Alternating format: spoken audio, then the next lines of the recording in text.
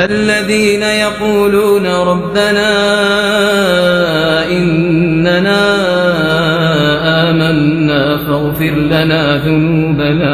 فاغفر لنا ذنوبنا وقنا عذاب النار الصابرين والصادقين والقانتين